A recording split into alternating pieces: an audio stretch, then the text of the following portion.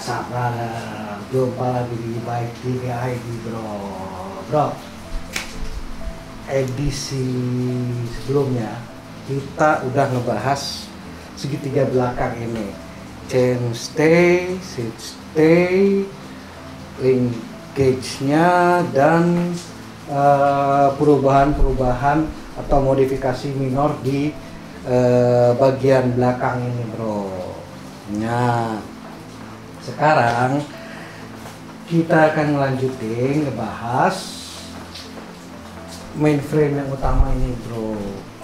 Nih, yang ini nih. Apa aja sih yang dirubah? Kenapa dirubah? Yuk kita bahas bro. Satu, banyak orang tanya, ngapain sih lu pakai motong daun tuh ngerubah begini? Kan ini plug and play, bisa tinggal dipasang tanpa harus yang merusak motong. Bisa bro, memang mesin-mesin yang seperti ini atau yang belakang BBSR itu memang diperuntukkan untuk dipasang di sepeda konvensional tanpa harus merusak. Oke, itu tinggal dipasang aja bisa. Minusnya atau tapinya adalah ketika kita tidak merombak, satu, secara penampilan nggak enak bro, karena satu yang pasti kabel-kabel pasti kusut, pasti akan banyak kabel harnessnya lah, kabel powernya lah, belum kabel ini kabel di sini, akan ribet kabel. Itu pertama. Terus kedua, baterainya sendiri kalau lu pakai yang Hailong, yang kabel itu kan kelihatan kayak gunung di sini, gundul, gede. Terus yang kedua, belum tentu di semua sepeda full suspensi itu bisa dipasangin casing Hailong. Karena apa? Pasti mentok di sini bro, pasti mentok. Satu-satunya sepeda yang bisa dipasangin casing Hailong tanpa merusak apa-apa itu hanya ya full suspensi ya, bukannya hardware ya, itu hanya Grill Fairphone. Nah, itu pun yang size-nya M atau L, yang S nggak bisa. Yang M itu paling bisa dipasangin casing Hailong yang paling kecil bro, nggak bisa yang gede. Nah, jadi itu tadi, satu, baterainya nongol. Sorry, satu lagi, kalau kita nggak bisa pakai casing Hailong tadi, mau nggak mau baterainya kita pakai casing tas, ya kan? Ada yang tas gandol di sinilah, ada yang di sinilah kayak punduk punggung unta, ada yang di belakang. Yang jelas dari sisi estetika nggak enak dilihat. Ada baterai tambahan yang gandol gede, kabel yang di sono sini kelihatan banyak berseliweran. Nah, jadi karena alasan itulah kenapa gua putuskan untuk memodifikasi sekalian. Terus satu lagi tadi, satu lagi ketinggalan. Kalau nggak dimodifikasi, posisi mesin ini kayak tembolok ayam nongol di bawah gini. Jadi gandol di bawah sini, yang selain gandol jadi dilihat nggak enak. Terus ground clearance pun jadi terbatas. Kita ngeri-ngeri sedap kalau di batu-batu yang agak tajam, ngeri-ngeri sedap bakal mentok si mesinnya bro. Nah, jadi dengan dirubah gini, ground clearance naik, secara estetika rapi, nggak ada kabel-kabel, nggak ada apa, seperti layaknya sepeda mekanik, ya kan? Apalagi juga ini kita sudah buat kabel shifter, kabel rem dan lain-lainnya sudah kita masukin juga ke dalam. Jadi semua kabel dari depan ini yang nyambung ke mesin ataupun yang ke belakang itu semuanya lewat dalam sini bro, jadi rapi. Terus kedua, mesin lebih aman, lebih terlindungi karena kita tambah frame lagi di sini.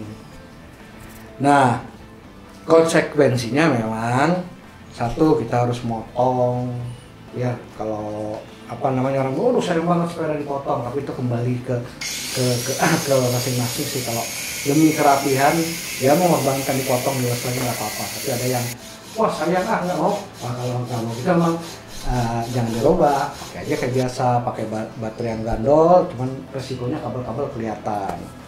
Nah, kita lanjut ya bro ya. Gua pakein daun top ini gua beli dari temen gua.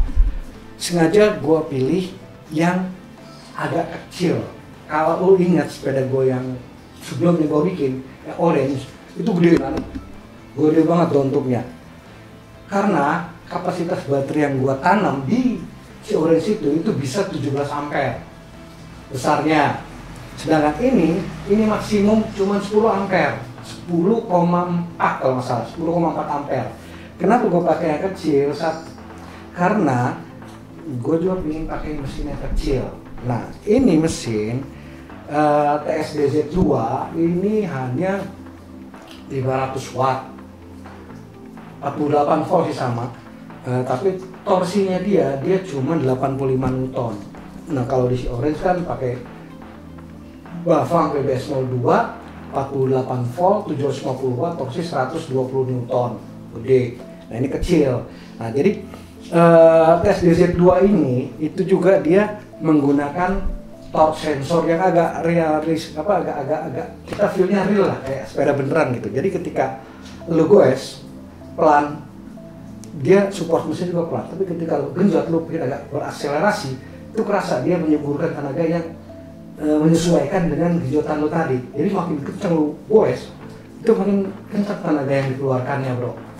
Beda dengan Bafang BBS 02 ya, dia kan pakai pedal assist. Kalau pedal assist itu misalnya lo pasang di level 2, dia menyuburkan tenaga segini nih. Nah, lu mau goes kencang atau mau pura-pura goes, itu tetap powernya segini. Jadi walaupun lu katakanlah powernya katakan di angka kita main di angka ini misal di 20 gitu ya. Nah, lu pura-pura goes tanpa pakai tenaga, asal dia muter, dia mengeluarkan power 20 watt misalnya. Nah, lu goes kencang pakai tenaga, jadi tetap 20 bro. Nah, itu bedanya pedal assist sama torque sensor. Kalau torque sensor dia real ikutin kayuhan kita bro. Nah, karena itu juga lah, makanya dia konsumsi powernya lebih irit. Nah, selain buat lebih kecil, torsi kecil, dan torque sensor tadi, dia powernya lebih irit. Sehingga baterai yang gua pasang pun cukup kecil, 10,4 ampere cukup lebih dari cukup.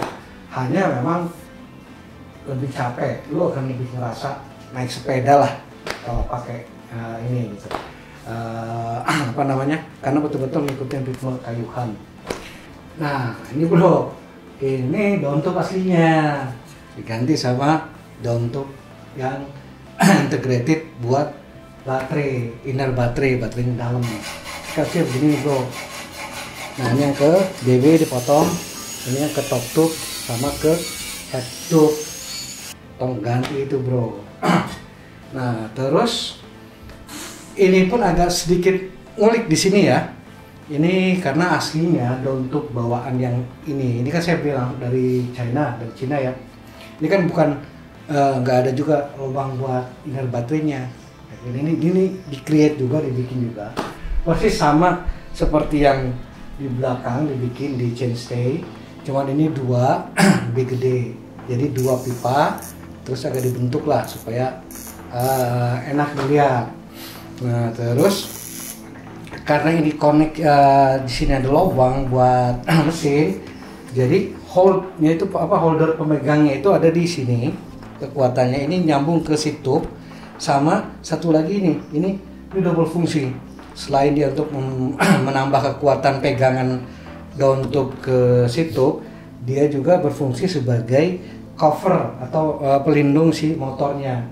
Jadi ini lumayan platable kok, 2 biji ini. Jadi kalau ngejeduk-jeduk ini lumayan melindungi si baterainya. Nah, motornya bro. Nah, ini kalau ini kan bisa dicopot bro. Nih, ini baterainya di dalam nih. Nah, ini dia baterainya. Nah, ini udah untuk tambahannya. Secara fisik juga nggak begitu gede kan untuknya. Nah, kita pasang lagi.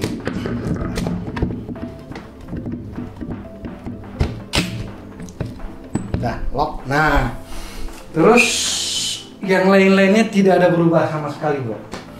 Jadi prosesnya tadi memotong ini tanpa merubah geometri tadi, ini tetap cut angle tetap, di sini juga tetap, semua tetap tidak berubah. Terus diganti dengan downtoop yang baru sampai sini, di sini baru ditambah lagi pegangan tadi yang buat nyambungin downtoopnya ke si tube tadi. Sebetulnya ada dua opsi. Opsi yang pertama itu posisi mesin tetap di bawah, ya tetap di bawah. Ini downtoop bisa langsung nyambung ke ke si tube dan ke situ dan ke BB-nya. Tetapi ini kan jadi tetap di bawah bro. Ground clearance jadi pendek. Nah, karena gua pengen ground clearance yang agak tinggi, makanya posisi si mesin ini itu gua putar naik ke atas. Dari bawah sini naik ke atas sini. Nah, sehingga downtoop-nya itu tidak bisa langsung connecting ke BB dan ke situ. Akhirnya dibuatkan bridging ini. Bridging ini yang memegang downtoop ke situ tadi. Ini selain buat yang bawah kan selain buat pegangan, dia juga buat cover melindungi mesin. Nah kalau yang atas selain buat pegangan, dia juga buat berfungsi buat jalur-jalur kabel, karena kabel-kabel sini lumayan banyak. Nah disinilah kita bisa menyembunyikan kabel tadi bro. Di sini, wah pokoknya di sini banyak sambungan kabel. Selain sambungan kabel, juga kabel-kabel yang dari depan ke belakang kan ini lewat jembatannya di sini bro. Nah keluar lewat belakang sini. Nah terus nggak ada lagi yang dimodifikasi untuk bagian ini frame utama tadi. Hanya cuman memotong downtoop dan mengganti dengan yang ini. Yang lain-lainnya kan cuman mantas-mantesin dan memperkuat aja bro. Apalagi ya? Sebentar. Gue inget kan? Nggak ada. Jadi cuman itu aja bro. Nah, simple kan? Dan gampang kan? Nggak serumit yang kita pikirkan. Karena apa? Karena nggak merubah geometri. Beda dengan si orange yang sebelumnya itu merubah geometri, merubah size, berubah buat panjang ruwetnya. Itu kan dari sepeda XC 26 inci jadi Enduro 29 inci. Wes ruwet pokoknya itu mah, perubahannya banyak sekali. Kalau ini enggak, ini tetap geometrinya Trail Ricochet T140 yang hanya diganti downtoop dan casing, ditambahin mounting buat mesin. Udah itu aja bro. Nah gampang kan bro. Ada satu lagi problem bro sebetulnya yang belum terpecahkan dari mulai gua membuat sepeda yang pertama yang hitam orange sampai ini, yaitu proses heat treatment. Gua masih belum nemu bengkel heat treatment yang menerima eceran alias satuan bro. Memang idealnya ketika kita sudah ngelas aluminium welding ya, memang idealnya harus di heat treatment supaya strength atau kekuatan si aluminium secara keseluruhan itu rata kembali. Hanya karena tidak ada tempat itu ya sudahlah pasrah. Cuman so far sih yang orange sih gua pakai, mungkin kalau untuk tipe permainan gua atau yang masih main aman itu aman lah ya, nggak ada crack, nggak ada patah sampai sekarang. Begitupun ini ya. Nah, gua nggak tahu kalau memang itu dipakai buat atlet pro atau yang mainnya berani lompat dari 2 meter, 3 meter, obstacle yang wah yang gila, gua nggak berani jamin. Maksudnya karena belum dibuktikan. Cuman kalau untuk main-main safe aman ya paling kalau drop off semeter tanpa heat treatment yang orange itu sudah terbukti tidak ada crack dan tidak ada patah bro. Oke, mungkin nanti satu saat ada bengkel heat treatment yang terima satuan itu lebih asik lagi bro. Jadi betul-betul memodifikasi tetapi dengan kekuatan seperti yang ya mirip sama pabrikan punya bro. Oke, Jadi gitu aja untuk episode kali ini. Nanti di episode depan gue akan cerita tentang perakitannya bro. Oke? Tetap ikuti Rimba TV ID. Jangan lupa untuk like, subscribe, comment, share, dan nyalakan tombol lonceng. See you.